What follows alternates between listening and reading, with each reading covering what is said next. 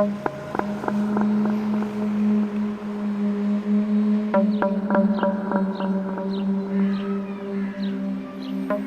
оваа врата во еден од собраниските ходници пишува Совет за граѓански надзор. Тоа е тело кое на барање на било кој граѓанин може да провери дали тој е нелегално прислушуван. Но внатре има само малку инвентар, но не и луѓе. Всушност, последниве 3 години во оваа просторија се одржале само неколку состаноци. Всушност, во оваа канцеларија суштински ништо не се случи, иако Советот за граѓански надзор беше формиран уште во 2019 година врз основа на тогашниот нов закон за следење на комуникациите. Тој закон пак беше дел од пошироката реформа на безбедносно-разузнавачкиот систем, за да не се повтори скандалот со масовното незаконско прислушување. Примерот за формирање на Советот беше земен од хрватското законодавство.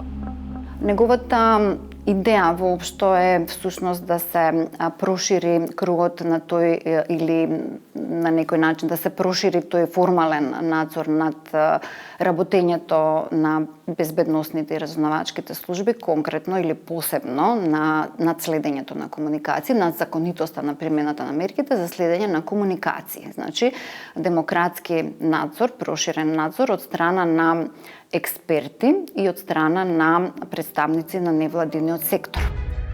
Еве како требаше да функционира. Според актуелниот закон за следење на комуникациите, секој граѓанин што се сомнева дека е нелегално прислушуван, испраќа представка до Советот за граѓански надзор. Советот бара од Собраниската комисија за надзор над следењето на комуникациите да изврши надзор за да се осигура дали телефонскиот број на граѓанинот е или бил незаконски следен во последните 3 месеци.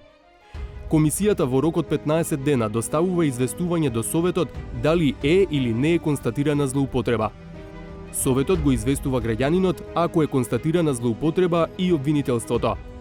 По претходна најава, Советот може и самиот да влезе во оперативно-техничката агенција ОТА и во властените органи, но за разлика од пратениците кои добиваат пристап и до така наречените логови, членовите на Советот може само да го споредат бројот на судски наредби со бројот на телефони што се следат. Во првиот состав на Советот од 2019 година, поранешната судика во Страсбур Маргарита Цаца Николовска беше избрана за председателка, а покрај неа беа избрани уште 6 членови – професори, правни и информатички експерти и представници на невладиниот сектор. Веќе следната 2020 година, Цаца Николовска и членовите Калајджиев и Стојановски си поднесоа оставки. На професорот Илиевски пак во меѓувреме му истече мандатот, па Советот сега има само 3 члена, чиј мандат истекува месецов. Во законот стои само дека просторните услови за работа на Советот ги обезбедува Собранието, а финансиските средства за работа на Советот се обезбедуваат од буџетот на Република Македонија.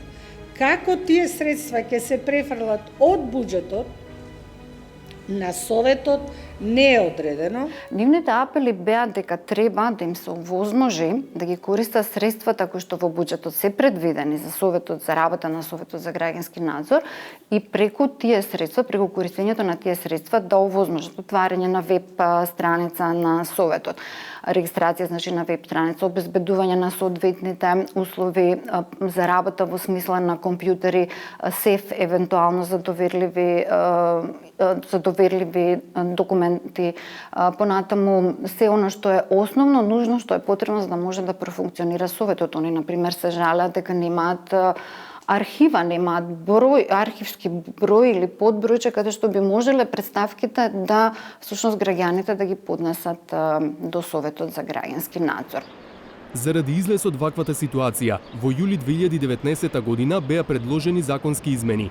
Но власта и опозицијата не можеа да се договорат дали со измените да се овозможи само користење на средствата или да се вметнат и други посуштински измени во законот, како пошироки овластувања за членовите на Советот.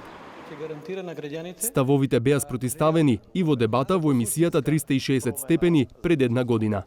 Без да се наруши концептот на законот, онака како што реформата беше замислена пред нецели 2 години, дека може да се интервенира во законот, со тоа што ќе го допрецизираме овој дел од законот за да му овозможиме на Советот да започне со функција. Ако сакаме шминка, ова е одлична состојба. 2 комисии, не една, 2, граѓански совет, меѓутоа тука нема суштина. Двотретинско мнозинство не беше обезбедено, па Советот до денес остана нефункционален. Каков совет ќе одлучиме да имаме? Што ќе се смени во законот?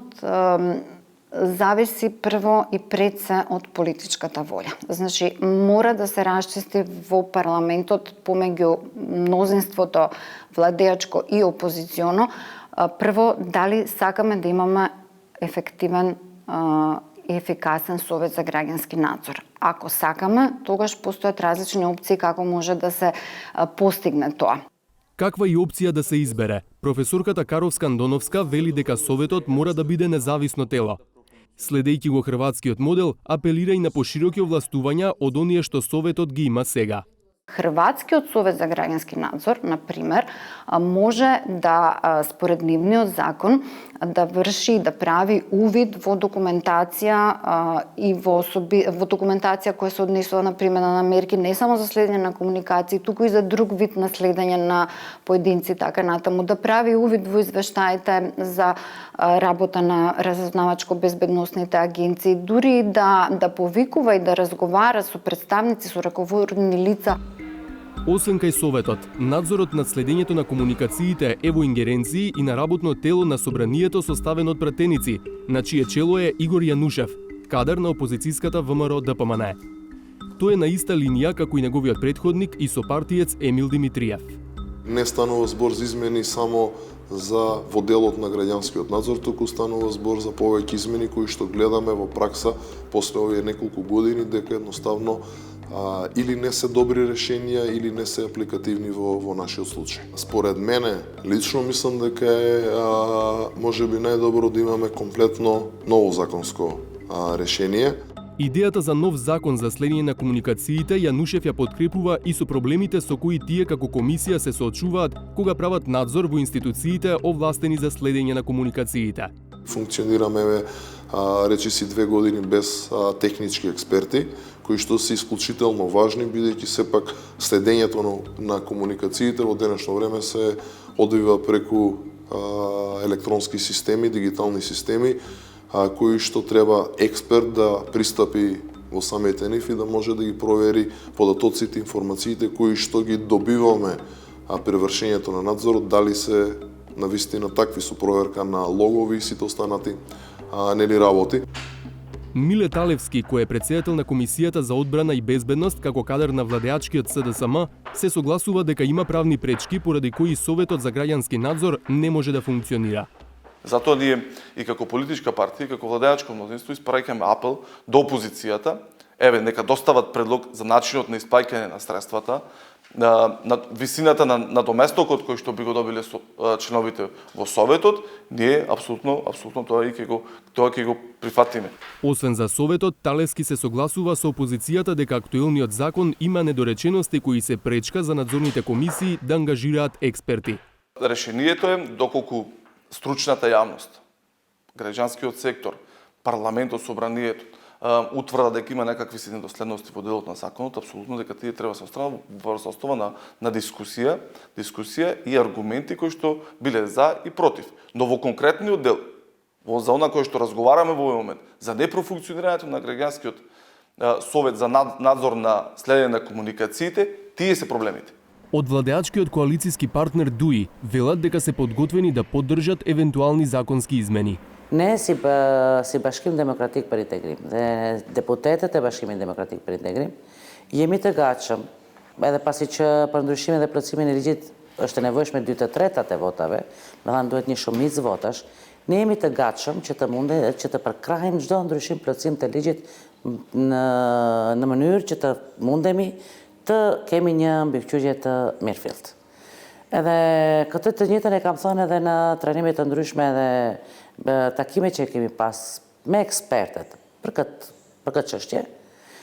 Edhe pse për një efikasitet më të madh na duhet vullnet politik, kulturë politike dhe niveli i ndërgjegjësimit për nevojën e mbikëqyrjes mbi shërbimet e sigurisë.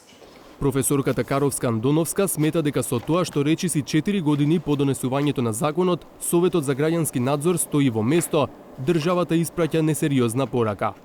Направени се под покровителство на ДИКАФ неколку анализи на овие закони. Во оваа сфера констатирани се навистина законски, би рекла, слабости, недоречености, непрецизни норми.